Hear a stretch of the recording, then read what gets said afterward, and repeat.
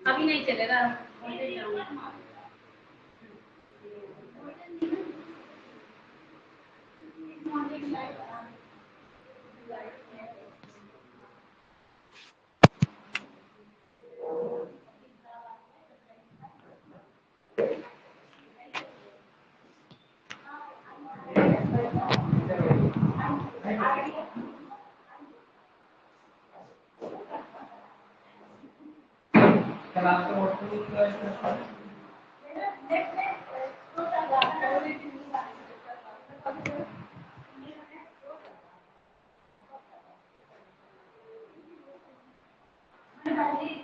आज 11 है ना?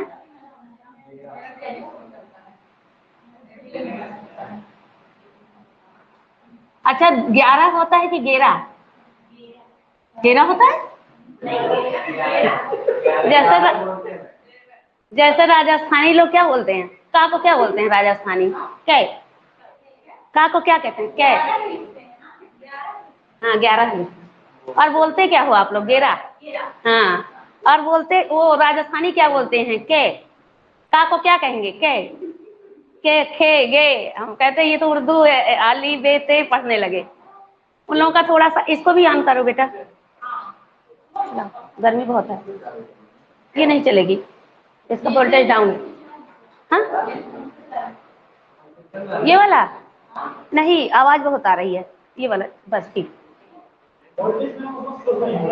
हाँ हाँ हाँ वही है, वोल्टेज एच लिख के आया, ये एन है क्या? एच लिख के आ रहा है वोल्टेज। हाँ हाई है पावर, इसको या तो फिर जैसे कहीं से कम किया जाए तो। हाँ है तो इनके में पता नहीं क्यों नहीं है, सब कुछ तो लगा है। चलिए कोई बात नहीं। आइए हम लोग आज कवित्त छंद हमने छोड़ दिया है, कवित्त छंद छोड़ दिया है, पढ़ा दें? कवित्त छंद नहीं आता? हाँ बता दें? चलो अच्छा आ जाओ, अभी कवित्त छंद बचा है।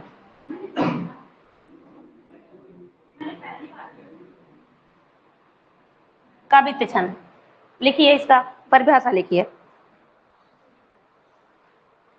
इसे मनहरण एवं घनाक्षरी छंद भी कहते हैं।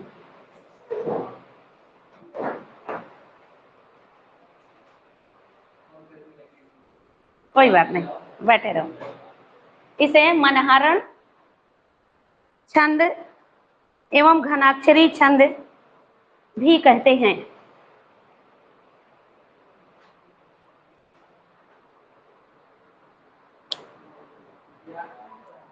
इसके प्रत्येक चरण में 31 वर्ण होते हैं।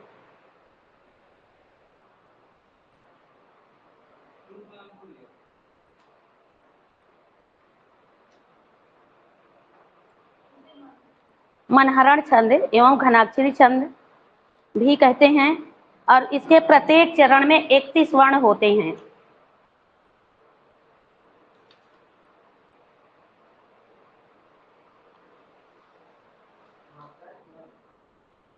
मात्राएं, वर्ण भी मात्राएं, वर्ण इसमें लिखा हुआ है। एक मिनट एक मिनट एक मिनट। कवित्त छंद चरण के अंत में गुरु वर्ण अवश्य आना चाहिए। रूप घनाक्षरी कवि,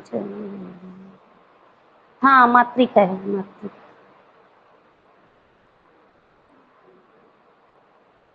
रुके रहो बेटा, अभी लिखना मत।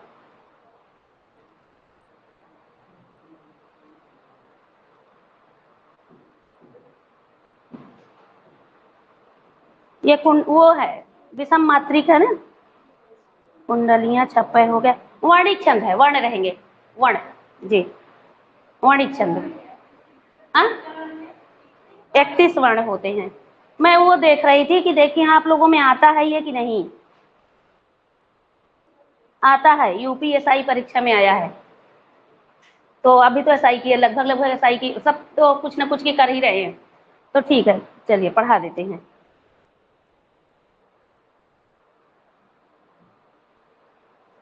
लेकिन बहुत कम आया है, बहुत कम आया है, एक दो क्वेश्चन मुश्किल से आए हैं बस। चलो एक नजर पढ़ा ही देते हैं, एक नजर ऐसे ही पढ़ा देते हैं थोड़ा थोड़ा करके, जल्दी जल्दी। चलिए लिखिए, 31 वर्ण होते हैं, 16 और 15 पर यति होती है। किस पर होती है?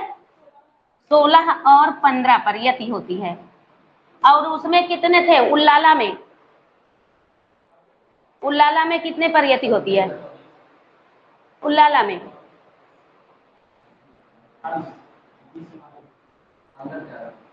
15-13 पर होती है, और इसमें 16-15 पर होती है।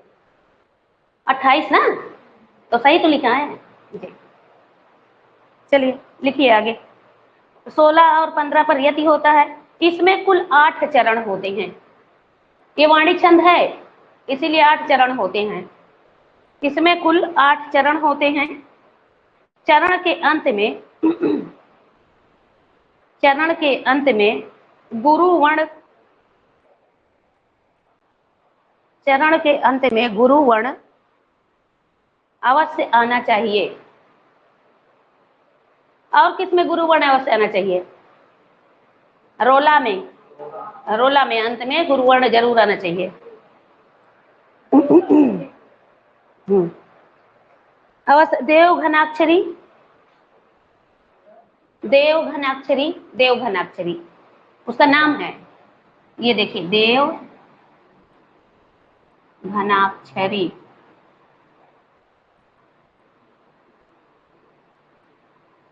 देव घनाक्षरी है।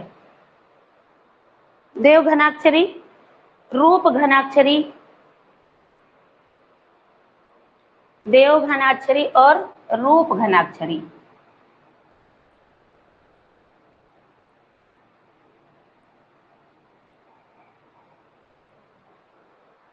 मनहरण कवित्त के छंद हैं, जिसे चाहे कवित्त कहिए चाहे मनहरण कहिए ना, ऊपर लिखवाए थे ना कि इसका नाम मनहरण एवं घनाक्षरी भी है। तो इसके दो भेद हैं मनहरण कवित्त के, देव घनाक्षरी और रूप घनाक्षरी। जो उसमें मनहरण कवित्त है उसके दो भेद हैं। मनहरण कवित्त के, लिखिए इसी के आगे, मनहरण कवित्त के दो भेद हैं, उसी में लिख दीजिए बस। हम तो समझाने के लिए बोल रहे थे कि जो देव घनाक्षरी रूप घनाक्षरी है, ये मनहरण कवित्त के दो भेद हैं। गर्मी बहुत है ना, बहुत ज्यादा चुनचुनाहट सी हो रही है, जो पानी बरस दिया। आगे इसका वो देखिए, लिखिए, झहर झहर झीनी बूंद है परति मानो, झहर झहर झीनी बूंद है परति मानो,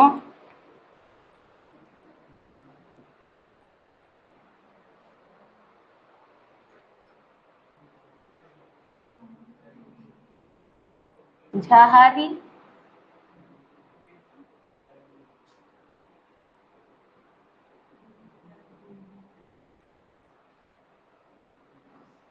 कौन सा अलंकार होगा?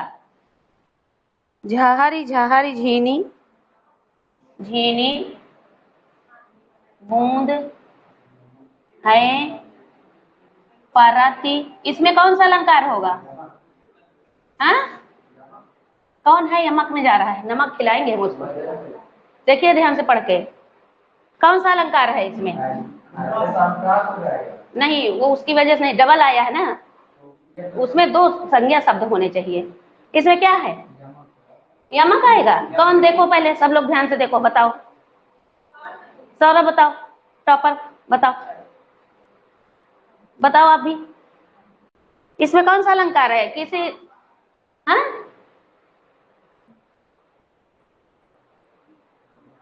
पढ़ा चुके हैं बेटा। कैसे उत्प्रेक्षा हुआ? उत्प्रेक्षा का क्या होता है पहचान? तो है मनु मनु इसमें, हाँ,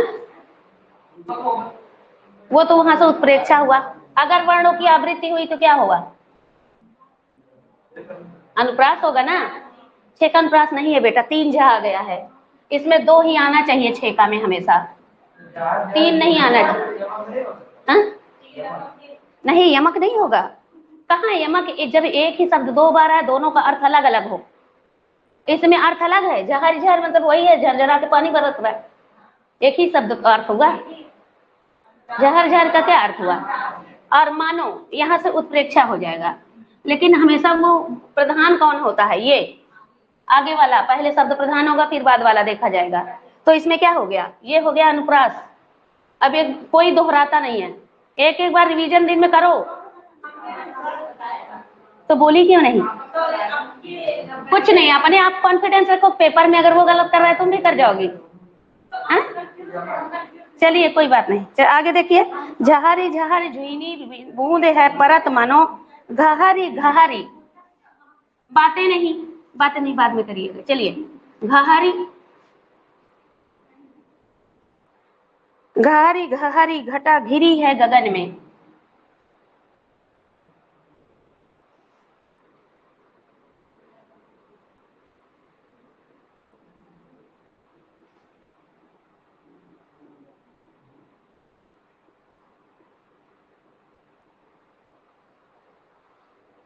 आनी कहो श्याम मोसो चलो झूलवियो को आज। आनी कहो श्याम मोसो चलो झूलिबो झूलिबो को आज।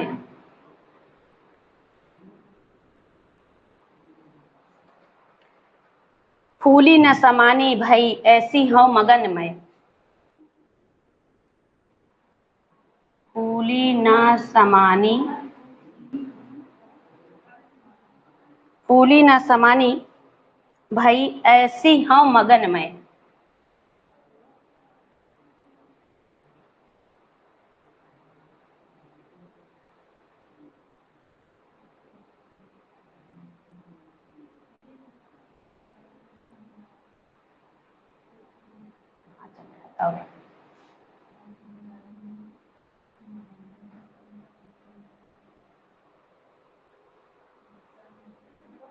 चाहती उठे। चलिए आगे इसको 4 देख लेते हैं, इसमें 8 होती हैं पंक्तियां। तो देखते हैं इसमें जो शर्तें हैं, 31 वर्ण 16 और 15 पर यति होती है, होता है कि नहीं। इसमें और 4 होती हैं, अब इसमें जगह नहीं है, कैसे लिखें? देखिए, झहारी 1 हो गया वर्ण, 2 वर्ण हो गया, 3 वर्ण। वर्णित में क्या गिना जाता है? मात्रा गिनी जाती है कि वर्ण? वर्ण गिना जाता है। अब 1 2 3, 1 2 3 4 5 6 7 8 9 10, 10 हो गया।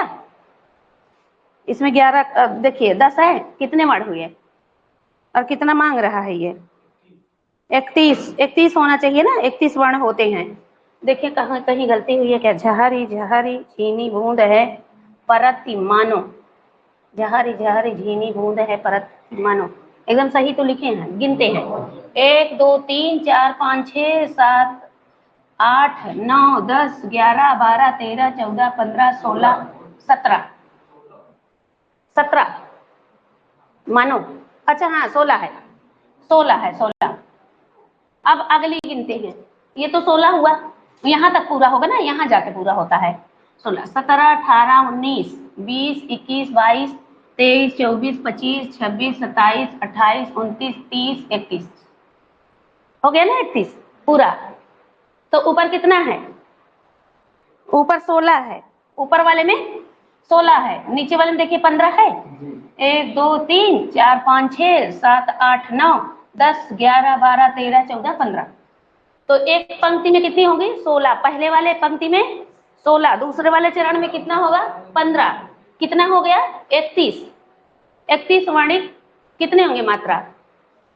कितने वर्ण होंगे? 31 वर्ण होंगे। अब इसमें भी वही हाल होगा, इसमें 16 होगा, नीचे गिन दे। चलिए वर्णों को गिन लेते हैं, आ जाओ बेटा। हाँ चलो आ गिन दे। ज्यादा है? अच्छा चलिए गिनते हैं। 1 2 3 4 5 6 7 8 9, ये नहीं गिना जाएगा श्याम, नहीं आधा नहीं, आप पहले नहीं थे, नियम जो बताए थे ना, इस आधा नहीं गिना जाता। अगर आधे वर्ण के पहले कोई वर्ण होता तब वो हो जाता। हाँ 2। अब चलिए 1 2 2 4 2 6 2 8 10 12 14 16 17 हो गया। 17 बेटा, ऊपर 16 है, 17 है, 16। 2 2 4 2 6 2 8 10 12 14, हाँ हाँ 14 2 16, कहाँ 17 आ गया? हाँ हाँ ये है, ये भी ये कहीं होगा, हाँ वो नीचे हाल चिन्ह नहीं देखे। 16 हो गया। अब देखिए इसका फूली, 1 2 3 4 5 6 7 8 9 10 11 12 13 14 15, 16 15 आ गए, ऊपर 16 नीचे 15 हो गया 31। अब ऐसे चारों वो भी आती तो वो भी 31 31 मात्राएं होती हैं। इन दोनों का गिन के मिला मिला के, दो लाइनों का मिला के 31 मात्राएं। जहाँ पे यहाँ पे एक यति आएगी, यहाँ पे यति आएगी, ये नहीं रहेगा, ये नहीं रहेगा, ये पूरा रहेगा। फिर यहाँ पे एक यति आएगी, ऐसे इसमें खड़ी पाई नहीं रहेगी। चलिए लिखिए, आगे का बोल दें क्या कि मिटा के लिख दे? पूरी मिटा के लिख दे रहे हैं।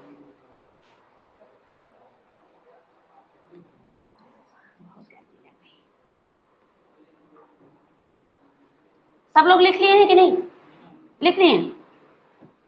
और मात्रा वर्णिक सबसे ज्यादा। और हाँ एक चीज तो बताया नहीं, अंत में देखिए गुरु आया है ना, ये वाला गुरु आया है, अंत में गुरु आना चाहिए। हाँ उसके अंत में गुरु आना चाहिए, और नहीं नहीं लघु नहीं, गुरु आना चाहिए।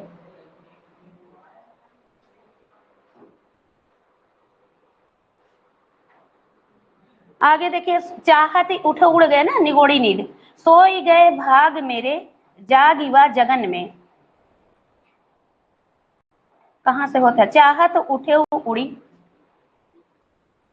उड़ना चाहती थी स्वप्न में, चाहती उठे, ये भी देखिए आधा है, उठे उठियो, इठ उठिए, ये वही है, उठे ये क्या है ये? उड़ी गयो सो निगोड़ी नीरी, उड़ी गयो सो निगोड़ी नींद,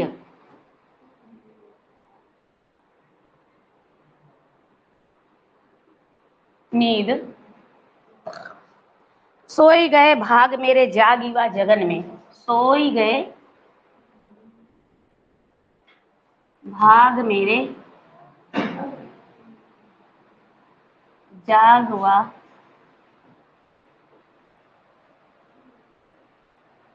जगन में। आंख खोली देखा तो न घन है न घन श्याम, आंख खोली देखा तो ना घन, घन मतलब क्या होता है? घन है ना घन श्याम, घन श्याम,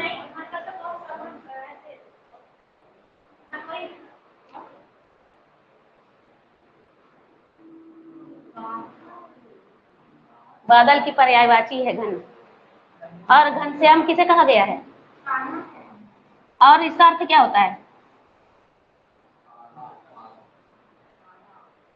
घनश्याम काले थे ना, यही करके तो हम लोग वक्रोती वाला पढ़े थे। तो तुम हाँ? हाँ तो वही अर्थ होगा, श्याम मतलब काला ही होता है। सांवला हम नहीं जानते कौन होता है, सब इंसान होते हैं काला।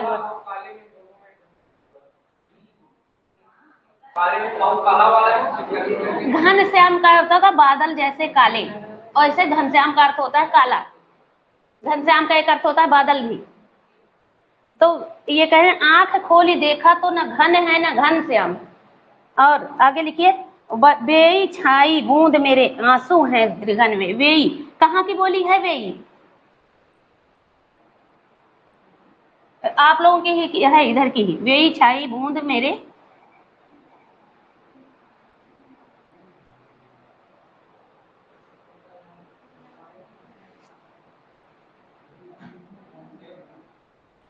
आंसू हैं दृगन में। दृगन मतलब किसको कहा गया है बताइए? दृगन किसे कहा गया है यहाँ पे? दृगन में आंसू कहाँ रहेगी? आंखों में। दृग मतलब आंख होती है, आंख। यहाँ मतलब आंखों में हो जाएगा, ये विभक्ति सहित है। आंखों में, दृगन में मतलब आंखों में। वेई, वेई मैंने वही, झांसी तरफ बोलते हैं वेई जेई, है ना? बोलते हैं वेई जेई, बोलते हैं कि वेई यही है, वही का बोलते हैं वेई। हाँ वेई आए, हाँ अभी सही पहचाने हो। तो ये किसकी लिखी हुई है? ये घनानंद की है। इसीलिए वो ओरछा के रहने वाले थे, तो उनके जो, ये तो ब्रज भाषा में लिखा गया है, लेकिन उनके जो बुंदेलखंड का प्रभाव है, उस भाषा का प्रभाव उनके उस पे ब्रज भाषा पर भी था। इसीलिए कुछ चीजें जो हैं ये वहां का प्रयोग कर दिए हैं। अब देखिए, चाहत ही उठे उड़ी गए सो निगोड़ी नींद, सोई गए भाग मेरे जाग व जगन में। आंख खोली देखा तो न घन है न घनश्याम, वेई छाई बूंद मेरे आंसू हैं दृगन में। स्वप्न देख रही थी नायिका, और देख रही है क्या कि मुझे जो है झहर झहर मतलब बारिश हो रही है झरझना के एकदम धीरे धीरे, जिसको हम लोग झिमझिमा के बोलते हैं कि झिम झिम झिम झिम बारिश हो रही है धीरे धीरे पतली बूंद। और घहारी घहारी घटा घिरी है गगन में, और बादल कैसे एकदम घड़घड़ा रहे हैं, आपस में टकरा रहे हैं, आवाज कर रहे हैं, गरज रहे हैं पूरे आसमान में। आनी कहे श्याम मोह से, और वही स्वप्न में श्याम आते हैं, कृष्ण आते हैं, मुझसे कहते हैं कि चलो आज हम तुम्हारे साथ झूला झूलेंगे। और फिर क्या कहते हैं, फूली ने समानी, मतलब दिल से जब सुनी कि मेरे साथ अब हमको लिवाज आ रहे हैं, कहते चलो मेरे साथ झूला झूलेंगे, तो फूली न समानी भाई ऐसी मैं मगन में, इतनी मग्न हो गई कि फूली नहीं समाई, इतनी खुश हो गई कि भगवान कृष्ण आज हमारे साथ झूला झूलेंगे। चाहत ही उठे हो, और जब उठना चाहते हैं कि उठ के जाए झूल आए, तभी निगोड़ी आंख खुल गई, स्वप्न टूट गया। और फिर सोए गए भाग मेरे जाग युवा जगन में, जो मेरे इतने सुंदर भाग्य थे वो सो गए और मैं जाग गई।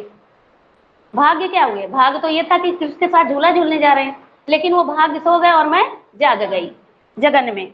आंख खोली देखे तो न घन है न घन, जब आंख खोले तो न घन है, घन मतलब न वो बादल हैं जो छाए हुए थे पानी बरसने का मैं स्वप्न देख रही थी, और न घनश्याम है, कृष्ण भी नहीं है हमारे साथ। और आगे है, वेई छाई बूंद मेरे आंसू हैं दृगन में, जो पानी बरस रहा था, जो झमक झमक, वही आंसू के रूप में मेरे आंखों से निकल रहे थे। हाँ तो ये तो एक घनश्याम का अर्थ कृष्ण होता है बेटा, कृष्ण का भी अर्थ होता है काला, होता है ना, कृष्ण सर्पा, और यहाँ पे होगा कान्हा जी। लेकिन हमने अर्थ पूछा था, घनश्याम का मूल अर्थ होता है वही, उसी के नाम से लिया गया है कृष्ण का नाम, क्योंकि काले थे ना, तो उनको घनश्याम भी कहा जाता था, हरि भी कहा जाता, कि विष्णु का अवतार थे तो हरि कहा जाता था। उनके तो हजारों नाम है ना कृष्ण जी के, जो जिस नाम से मन करता वही बुलाने लगता। और कहते हैं ना, मैं भक्तों का हूँ, भक्त मेरे, मतलब हम भक्त, मैं खुद भक्तों का हूँ। जब जब उनके भक्त पुकारे तब तक वो नंगे पैर भाग के गए, और हमेशा अपने भक्तों की मुसीबत से कौन बचाते हैं? केवल कृष्ण जी बचाते हैं ना। वो जब ग्रह उन्होंने पकड़ लिया था गला, अरे उसका हाथी का, सुबह सुबह गया वो नदी में नहाने, और मगरमच्छ, हाँ वही, मगरमच्छ ने उसका पकड़ लिया सूंड और छोड़े ना, तो लगा चिल्लाने, हरी हरी कहने लगा। तब कृष्ण भागते हुए नंगे पैर भाग के गए। और जब वो द्रौपदी के चीरहरण हो रहा था तब तो गए ही थे, उन्होंने अपने पतियों को पुकारा, कोई सुना ही नहीं तब कृष्ण भगवान को, इसलिए कृष्ण को उनका कृष्णा कहा जाता है। कृष्णा मतलब होता है द्रौपदी, कृष्णा का अर्थ होता है द्रौपदी, और कृष्ण का अर्थ होता है वही कृष्ण भगवान। कृष्ण का अर्थ क्या होता है यहाँ पे, ये इनका है, श्री कृष्ण जी का नाम है। अच्छा बताइए, वसुदेव किसे कहा जाता है, वासुदेव किसे कहा जाता है? एक दिन शायद हमने बताया था जी। और वासुदेव, अच्छा वासुदेव इन्हीं से बने। बताइए बताइए पृथा, पार्थ क्यों नाम पड़ा उनका? कृष्ण जी पार्थ बुलाते थे ना, अर्जुन को बुलाते थे, क्यों बुलाते थे, क्यों? नहीं बेटा, पार्थ, इनकी माता का नाम कुंती का नाम पृथा भी था, पृथा से पार्थ बना। हाँ पार्थ, जैसे राधे किसे कहा गया, राधेय, कर्ण को क्यों कहा गया? क्योंकि उसकी माता का नाम राधा था, राधा था ना। हाँ, और कुंती, कुंती के नाम से उनको क्या कहा गया था? कुंती के नाम से कौन्तेय कहा गया। और क्या नाम था एक, और किसी का नाम बताइए? दीति, दैत्य किससे बने? दैत्य, दैत्य, दीति उनकी माता का नाम था, दीति, इसीलिए उनके बच्चों का नाम दैत्य पड़ा।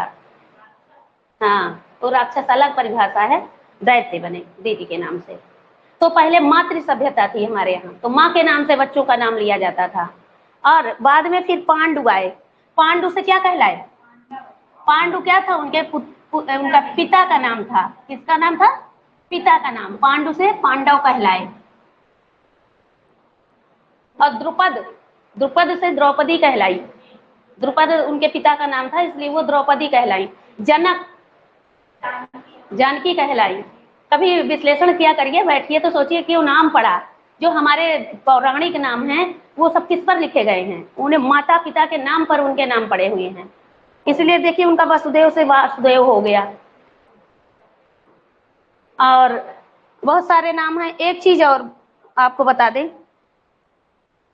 एक मैंने आज शब्द ढूंढा था, ये तो हो गया पांडु पिता, पांडव, द्रौपदी, कृष्णा, हाँ कृष्णा,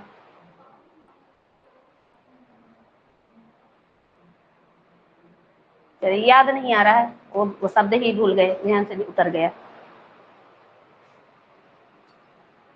इसको लिख लीजिए, ये शब्दों को पूछता है बार बार। तो ये क्या हो गया, उठी, और इसको लिख लीजिए, ये जो 8 लाइन हम लिखे हैं पूरा करने के लिए लिखे हैं, लिख लिए सब लोग? अभी सबका चेक करेंगे हम, सब लोग लिखे हो ना जी? चलिए, और मात्राएं लगा लेंगे अपने से, इसको कल लगा के आइएगा मात्रा, और देखिएगा कितनी मात्राएं हैं।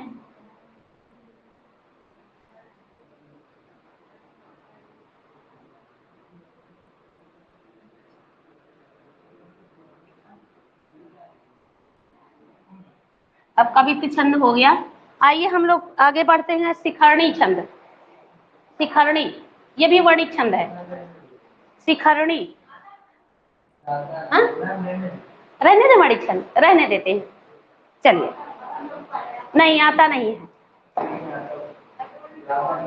हाँ, जब हम इतने डीप नहीं आती आप लोगों में, वही आता है, मात्रिक छंद ही आता है, उसको अच्छे से लिख लीजिएगा, उसको मैंने बहुत अच्छे से समझा दी। हाँ, किसमें? हाँ, टेट सीटेट में आएगा, कभी कभी आता है, उसमें भी ज्यादा नहीं पूछता। चलिए अब देखते हैं, अब कुछ चीजें लिख लीजिए, लिखिए। छंद को की सर्वप्रथम चर्चा ऋग्वेद में हुई, ऐसे पॉइंट पॉइंट डाल दीजिए जो एग्जाम में आता है। छंद की सर्वप्रथम चर्चा ऋग्वेद में हुई है।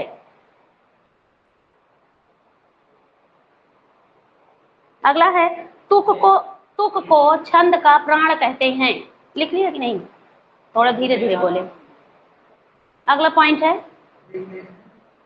ऋग्वेद में नहीं, ऋग्वेद में हुई है, हुई है, में हुई है। तुक को अच्छा अच्छा, तुक को छंद का प्राण कहते हैं। लिखिए, क्लिक डालिए।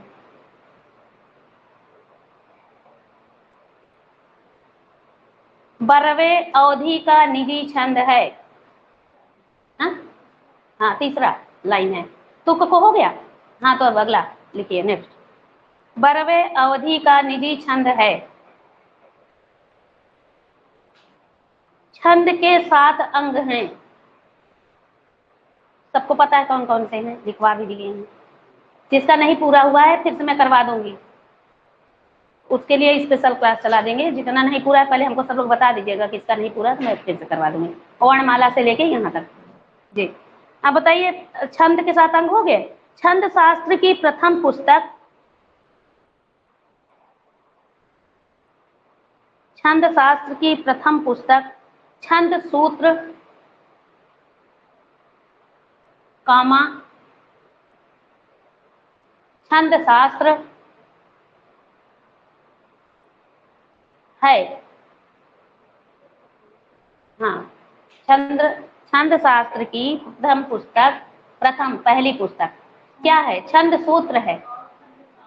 हाँ, उसी के बगल में छंद शास्त्र आप भी लिख सकते हो। आगे लिखिए, जिसके प्रणेता, प्रणेता मतलब जिसके प्रवर्तक या जिसको लिखने वाले, लेखक भी लिख सकते हो आप।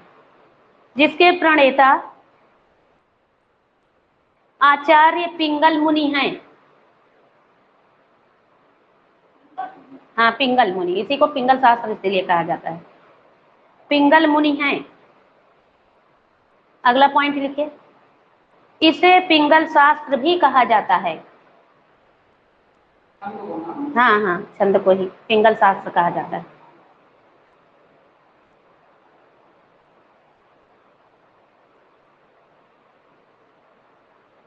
वर्ण और मात्रा के विचार से,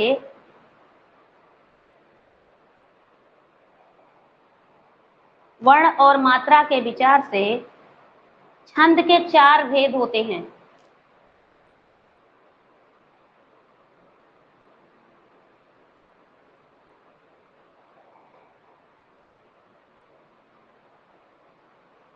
छंद के 4 भेद होते हैं।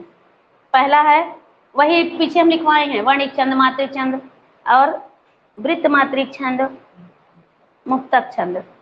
तो लिखेंगे कि बस हो गया? पीछे लिखे तो हैं, पहले ही लिख चुके हैं जी। सोरठा का, दोहा का उल्टा सोरठा होता है।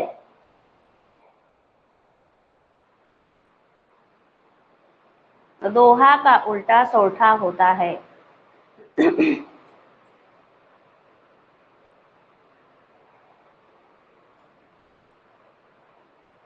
छंद से संबंधित गणों की संख्या 8 है। छंद से संबंधित, अगला पॉइंट है, छंद से संबंधित गणों की संख्या 8 है।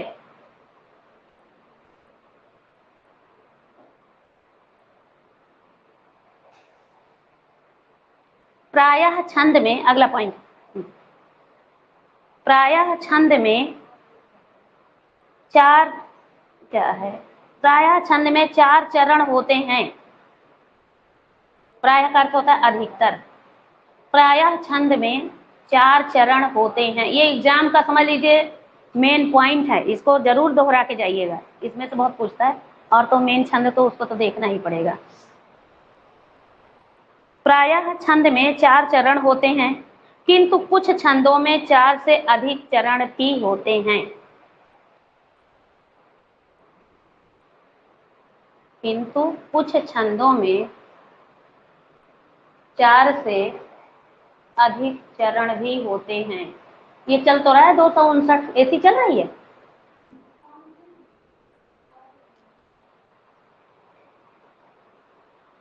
कौन सा है स्थान वाला? ये लो बेटा, लग करो, मेरा अलग है एकदम, हम तो अपने फोन में फिट किए हैं, उससे तब आए। आप ही कर दो, ये चल जाए 16 पे करना, थोड़ा सा ठंडा हो जाए रूम। बहुत गर्मी लग रही है और इतना मोटा कपड़ा हम पहन लिए हैं और गर्मी लग रही है। पास से जाना पड़ेगा, कवर नहीं कर पाती ना, कैच नहीं करती ना दूर से।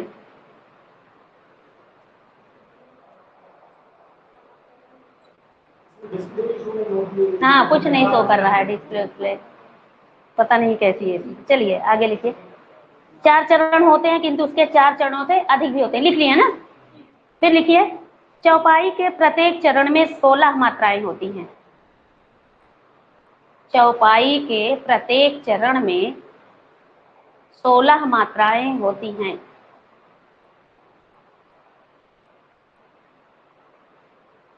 दोहा छंद में 4 चरण होते हैं। कुल कितने चरण होते हैं दोहा में? तो 4 चरण। दोहा छंद में 4 चरण होते हैं।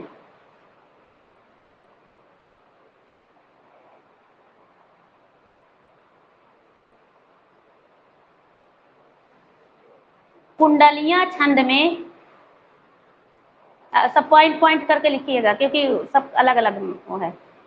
कुंडलियां छंद में, आज वो नहीं आया एक बच्चा जो यहाँ बैठता।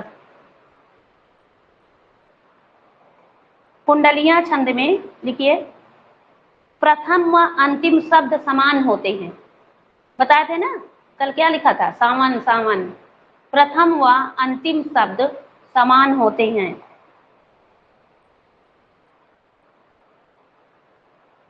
छंद पढ़ते समय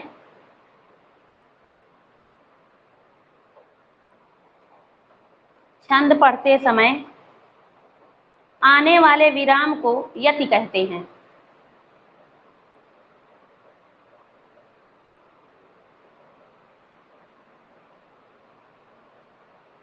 आने वाले यति को विराम कहते हैं। हो गया। मात्रिक छंदों में 2 प्रकार की मात्राएं होती हैं।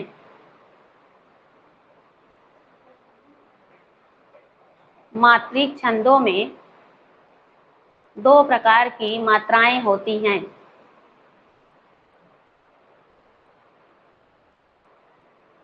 ह्रस्व और दीर्घ, लिख लीजिए उसी के नीचे, ह्रस्व और दीर्घ। हाँ, मात्रिक छंदों में 2 प्रकार की मात्राएं होती हैं, ह्रस्व और दीर्घ। ह्रस्व ऐसे होता है,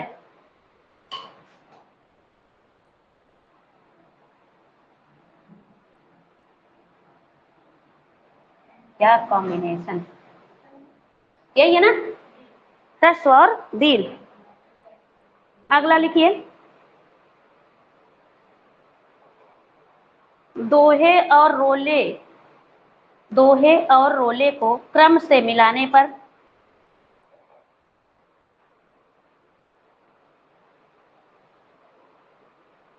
दोहे और रोले को क्रम से मिलाने पर कुंडलियां छंद का निर्माण होता है।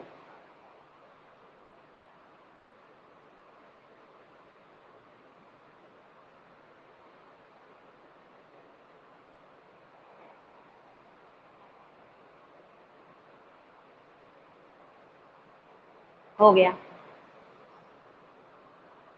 अब बताइए, हम प्रश्न पूछ रहे हैं, जहां सरल है पूछते चलेंगे, जहां नहीं आएगा उसको यहाँ पे लिख के पूछेंगे। बताइए, एक छंद में कितने चरण होते हैं? ऑप्शन है 4, 6, 8, 10।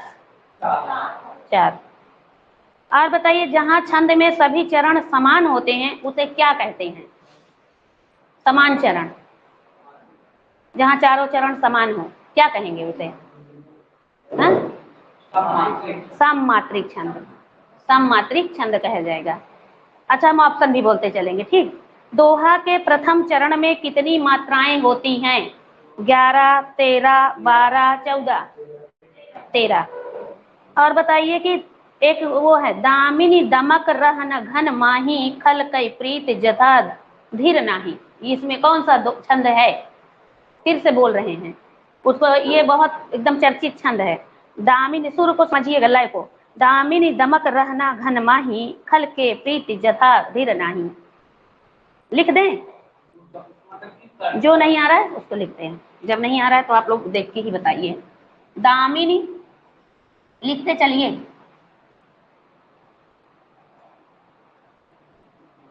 दमक क्या है? रह ना घन माही, रह ना घन माही,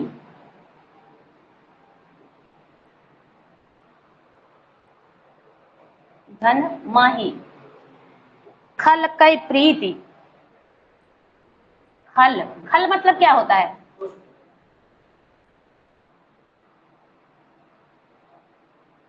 खल कई प्रीति जधा धीर नाही, जधा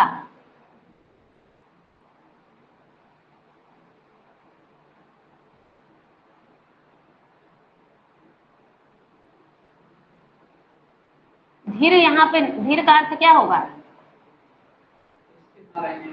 हाँ, धीर मतलब धैर्य, धैर्य वही स्थिर जो ना रहे, धैर्य ना हो जिसके अंदर। तो अब देखिए इसमें बताइए, दोहा है कि चौपाई है, सोठा है कि सवैया है? हाँ, दोहा है। मात्रा निकालते हैं, जरा निकालिए सब लोग अपनी अपनी कॉपी पे। चौपाई है, कैसे?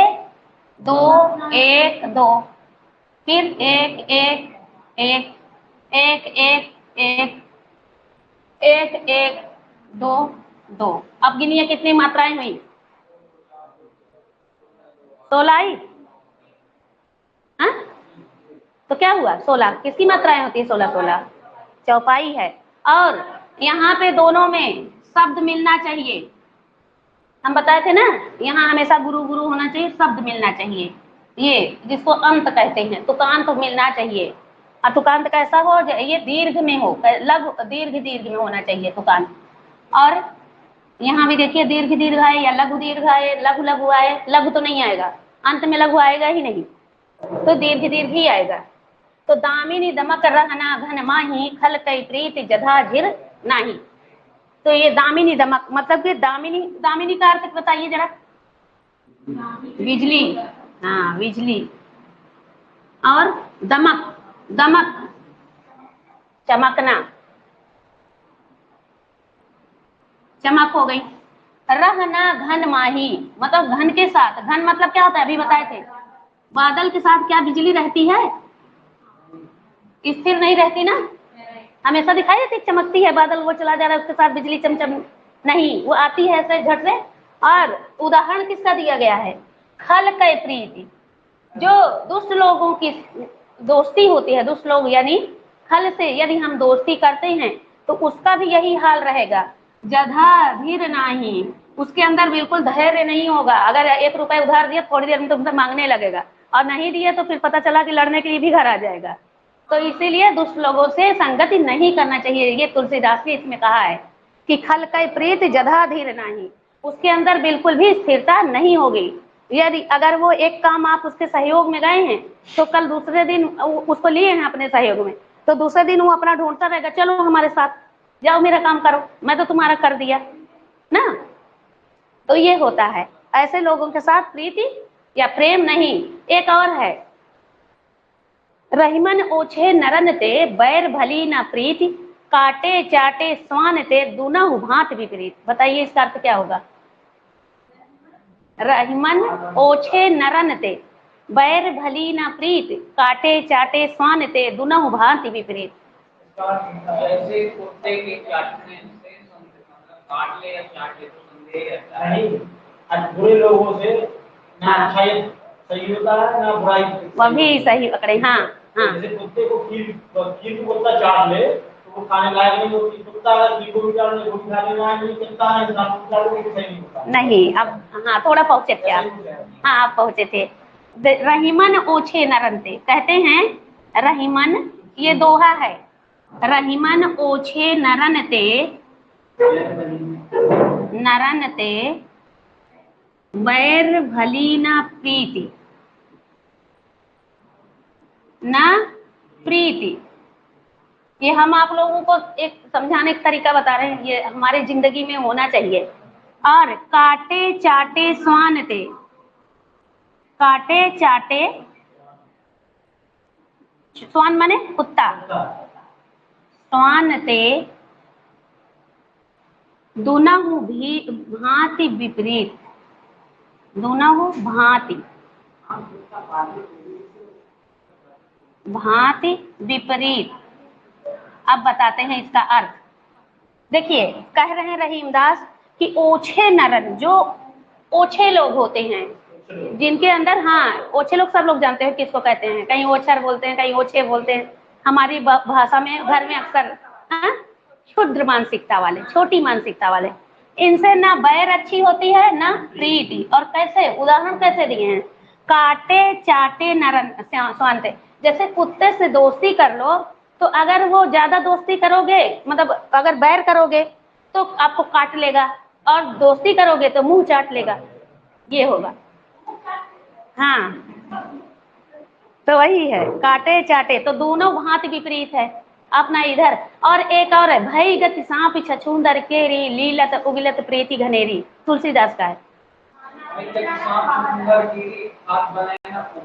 अरे वो आप लोग अपने भाषा में बना लिए हो, लेकिन उसमें जो लिखा है वो है कि भई गति सांप छछूंदर केरी लीलत उगिलत प्रीति घनेरी, मतलब सांप चूहा समझ के यदि सांप छछूंदर को खा ले, निगल ले, तो वो अगर उगल देगा तो मर जाएगा और निगल लेगा तो अंधा हो जाएगा। लीलत उगिलत प्रीति घनेरी, दोनों में उससे प्रीति मतलब बहुत घनी है।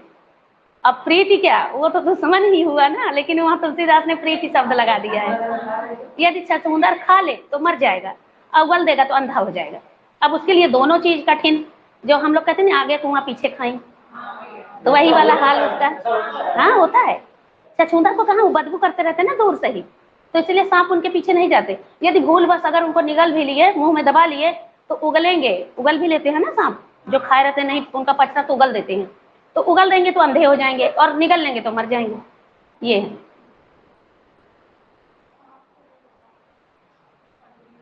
चलिए आगे देखते हैं।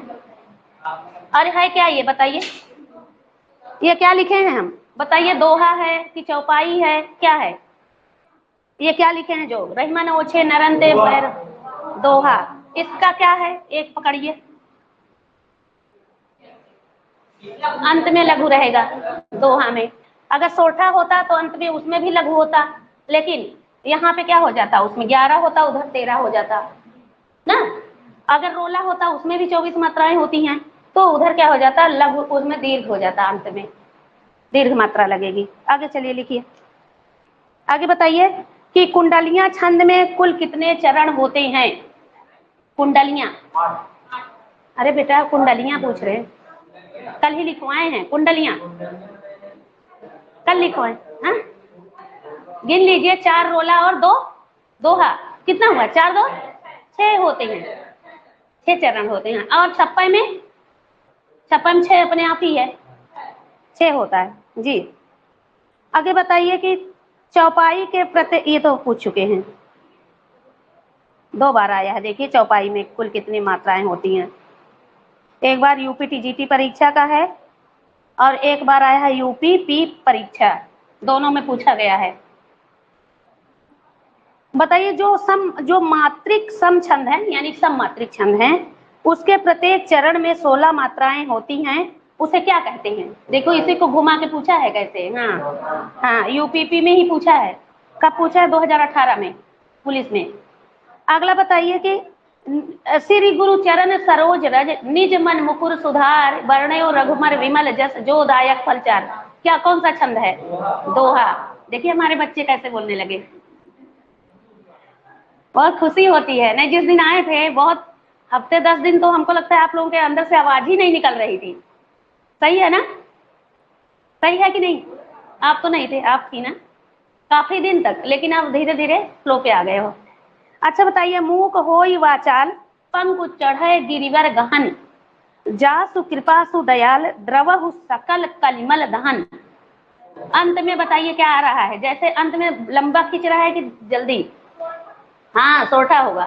कैसे, फिर से सुनिए, मूक होई वाचाल, रुक गए, मूक होई वाचाल, जल्दी से बोले, पंगु चढ़े गिरिवर गहन, पंगु चढ़े गिरिवर गहन, गहन मतलब होता है घना, गिरिवर मतलब होता है क्या, ऊंचा पहाड़, हाँ गिरिवर गहन जासु कृपा सुदयाल, जैसे कृपा सुदयाल, द्रवहु सकल कलिमल दहन। इसमें भी देखिए अंत में लघु आ रहा है, दहन और गहन में, लेकिन ये क्या हो जाएगा जब हम पढ़ेंगे या लिखेंगे तो हमेशा इधर 13 13 होगी, 13 13, और इधर 11 11 होगी।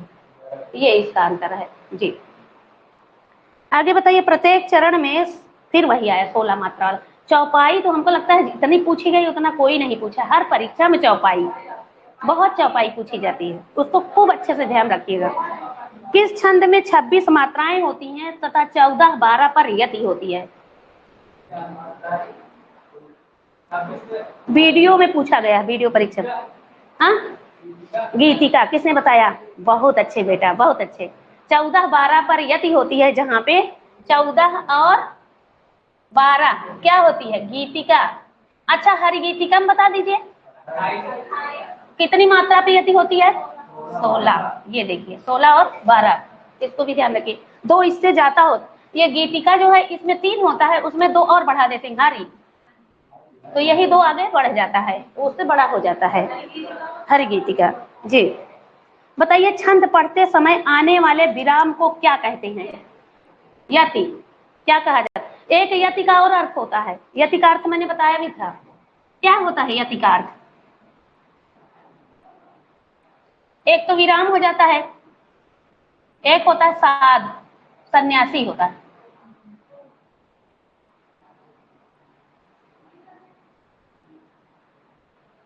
सही है ना? ये गलत है? गलत है क्यों? नहीं बेटा, वही सही है, आप लिख के देखो। ये सम होता है, सम। ये होगा पूजनीय, ये शुद्ध है, ये पूजनीय शुद्ध है। हाँ नहीं, वो गलत है, वो सदैव गलत रहेगा, कभी भी पूजनीय नहीं होता, पूजनीय होता है। और एक चीज और है, जैसे बोलते हैं लोग सदृश से, ऐसे बोलते हैं ना, ये गलत है। देखिए पहले ये शब्द, ये बताइए सही है गलत है? सदृश से बोलते हैं हम लोग, गलत है। ये है सदृश, ये दृश्य धातु है, मूल धातु दृश्य है, सा इसमें उपसर्ग लगा है, दृश्य सहित मूल धातु है जी।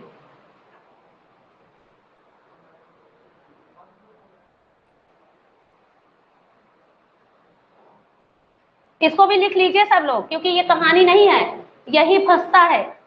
हम जब शुरू शुरू में आए थे तो जितना मैंने ऐसे ही रुक रुक के जो बीच बीच में बोल देती थी वही पूरा आया है, आज टोटल पूछे एग्जाम में घूम घूम के, सारे शुद्ध शब्द वालों में आया है वही। चलिए, इसको हो गया, ये भी लिख लिए ना, बैर भली न प्रीति, इसको याद कर लीजिए। और एक और है, याद है कि नहीं?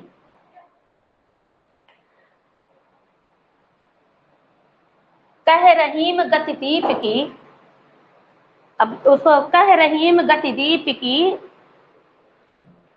नहीं कुछ है, कुल बाढ़े अंधियारो, बाढ़े अंधियारे बढ़े, और अगर पुत्र बढ़ता है तब तो वो रोशनी करता है, लेकिन दीपक अगर बढ़ाने बात करते हैं ना तो वो अंधियारा कर देता है। कुल कपूत कुछ करके है, ऐसे याद नहीं आ रहा है, ये भी रहीमदास का ही है।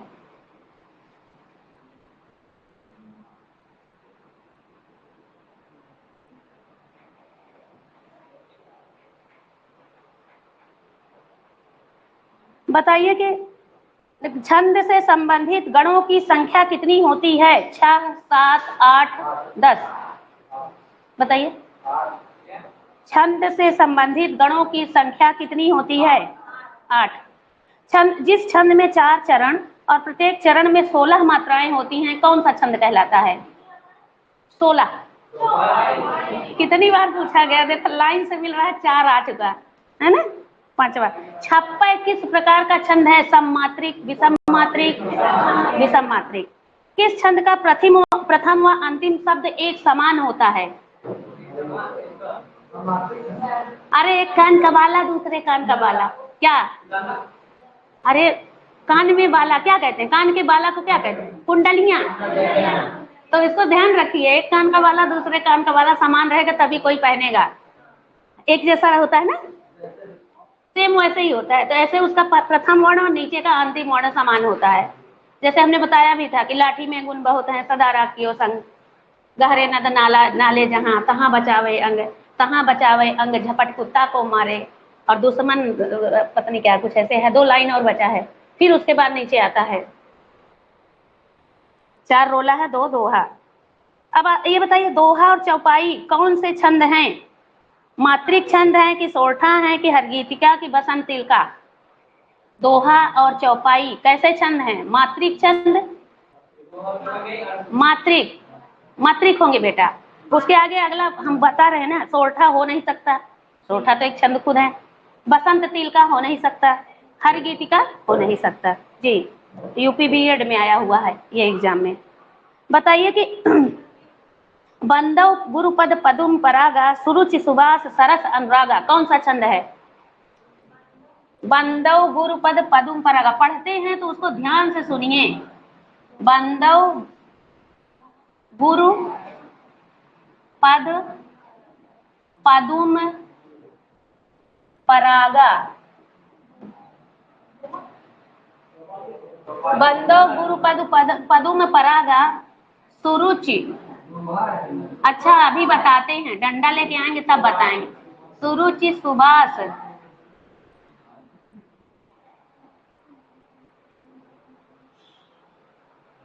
सुवास सरस अनुरागा, बताइए क्या है?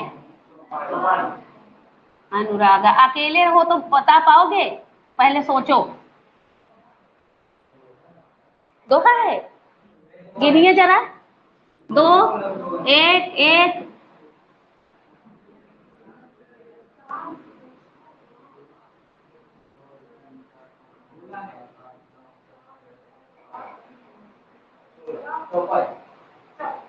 अभी कौन दोहा बोला था? अच्छा दोनों। चलो ठीक है, ठीक है, गिनने के बाद भी पता चलता है। आप लोग जब बोल रहे हैं तो उसको गिन लीजिए, कोशिश करिए गिनने की, तब जो है होगा। तो ये 16 16 हो गई, क्या हो जाएगा इसमें? चौपाई होगा। 2 देखिए दीर्घ होगा ना पीछे। जी चलिए आगे बताइए कि हर गीतिका के प्रत्येक चरण में कितनी मात्राएं होती हैं? 28। सही है, हर गीतिका के चरण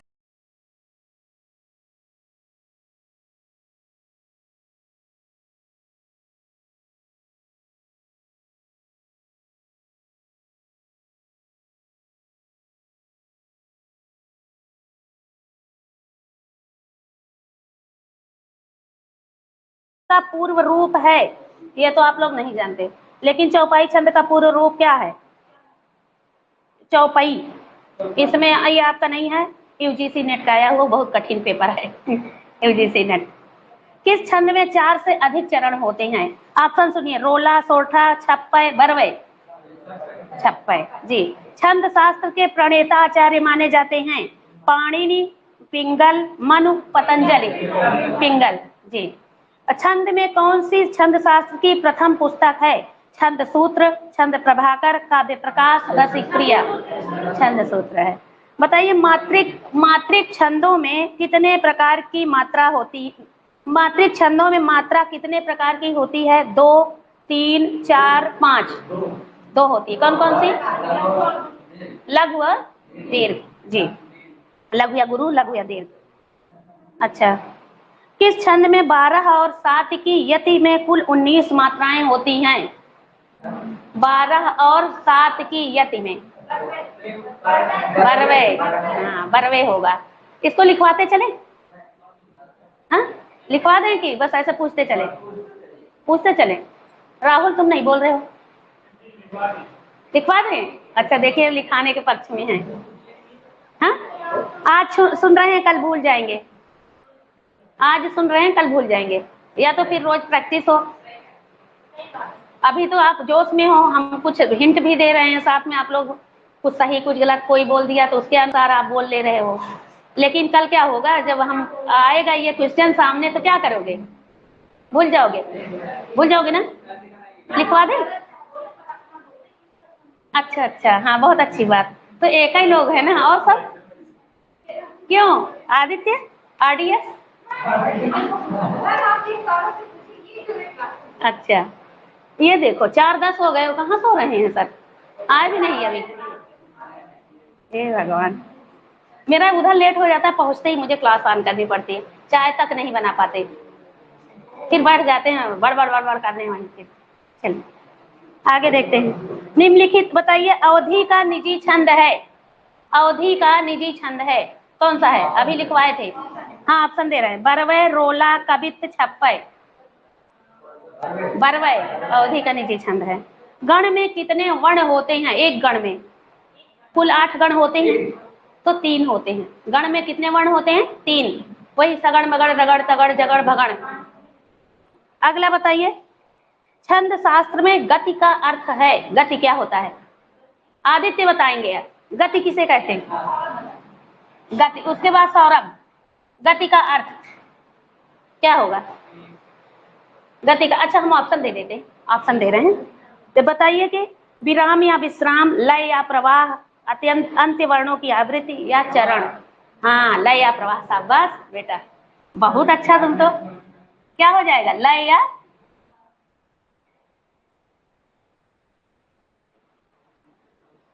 क्या होगा? लय या प्रवाह। देखिए कितना अच्छा उत्तर बताए।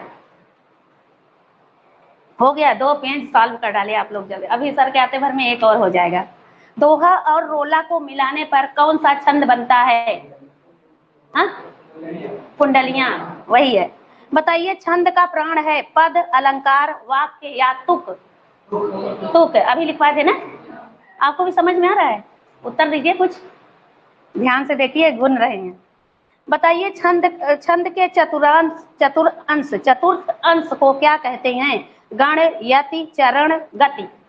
चतुर्थ अंश बताइए क्या कहते हैं?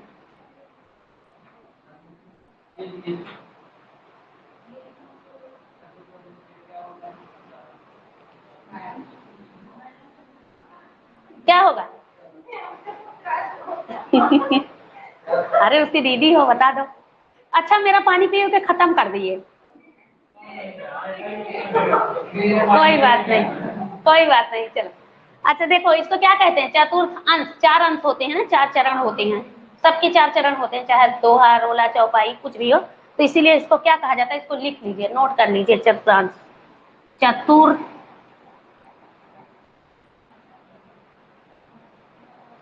चतुरांश, चतुरांश मतलब होगा चरण। इसका अर्थ क्या होगा? लिख लीजिए, चरण। और आगे बताएं। चतुर्थांश कहते हैं इसको, चारों चरण को क्या कहते हैं? चतुर्थांश। इसी को लिख दिया ना, चतुर्थांश। अलग अलग लिखते हैं उसको, आप अपने भाषा में लिखिए कि चरण को चतुर्थ अंश भी कहा जाता है, चरण को चतुर्थ अंश भी कहा जाता है। आप लिख लिए जी? चलिए, आपका काम बहुत तेज रहता है। बताइए कि 28 मात्राओं वाला छंद है, रोला, गीतिका, आल्हा, हर गीतिका। जी। बताइए, छंद में मात्रा का आशय है शब्द, अक्षर, पद या अक्षर के उच्चारण में लगने वाला काल। अरे फिर से सुनिए, छंद में मात्रा का आशय, लगने वाला काल, समय। इसको वर्णमाला पर जब हम पढ़ा रहे थे तब पर भी बताए थे कि उसी को मात्रा कहा जाता है। जैसे एक मात्रा लघु होगी तो एक उसका जो है समय लगेगा, एक पलक झपकाने का समय, और द्विमात्रिक होगा तो 2 बार पलक झपकाने का समय या 2 बार चुटकी बजाने का समय। तो वो लगने वाले काल को ही मात्रा कहा जाता है। इसलिए तो लघु दीर्घ हो जाता है, क्योंकि दा जो छोटा रहेगा। लिखिए, लिख लीजिए, जो वर्ण या मात्रा की संख्या से नहीं, कहाँ पहुंचे थे? हाँ, छंद में मात्रा का आशय है, लिखिए, छंद में मात्रा का आशय है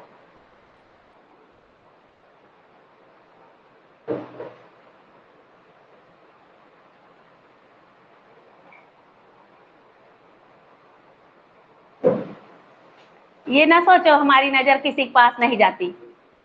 छंद या मात्रा का आशय है अक्षर के उच्चारण में, अक्षर के उच्चारण में लगने वाला काल या समय, काल या समय।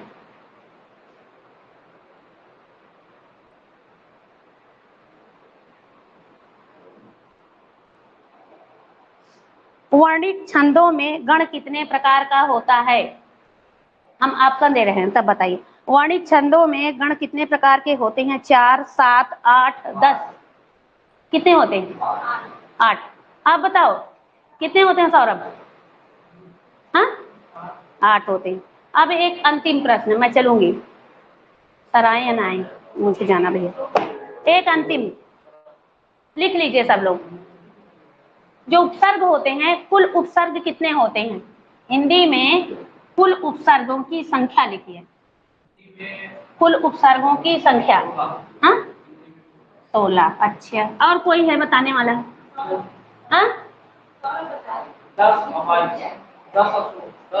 12 कुल उपसर्गों की, जो अरबी से भी आए हैं, फारसी से आए हैं, संस्कृत के हैं, हिंदी के हैं, कुल मिला के 41। इसमें से 19 कितने हैं? संस्कृत के। कितने हैं? संस्कृत के। 10 कितने हैं? हिंदी के। और अरबी फारसी के कितने हैं?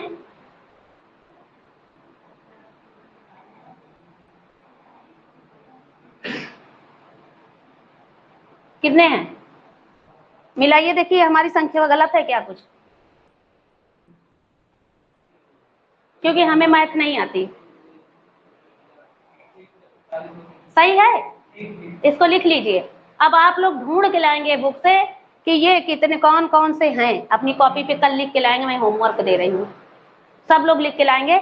ये जितने भी उपसर्ग हैं, उपसर्ग रखिएगा, उपसर्ग। तो 19 संस्कृत वाले हमें मिलने चाहिए, हिंदी सबकी कॉपी देखेंगे। और ये नहीं है कि दिखाना है तो कल आएंगे ही नहीं, जिसका नहीं, अरे नहीं पूरा हुआ तो यही आके लिख लेना, किसी का लेके लिखना, किसी को हम डंडा नहीं मारेंगे। अरबी फारसी बस थोड़ी सी बेइज्जती करेंगे बस के, हाँ ये पूरा 12 अरबी फारसी।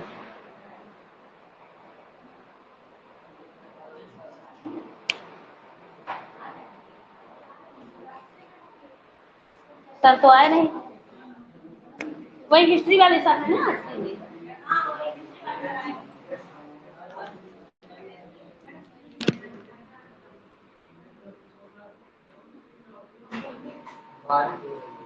बारिश हो रही?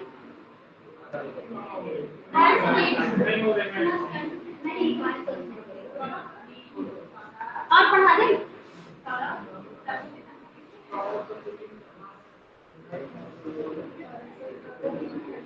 कविता खड़ा बाजार में मांगे सबकी है नहीं, कविता खड़ा बाजार में मांगे सबकी है, ना कामों से दोहरी ना कामों से दया।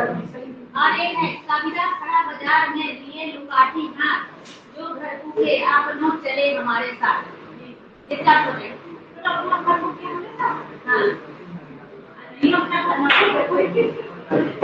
लुकाठी अपने हाथ में लिया है, ये तो उनसे अपने घर में आग लगा के चलते हैं।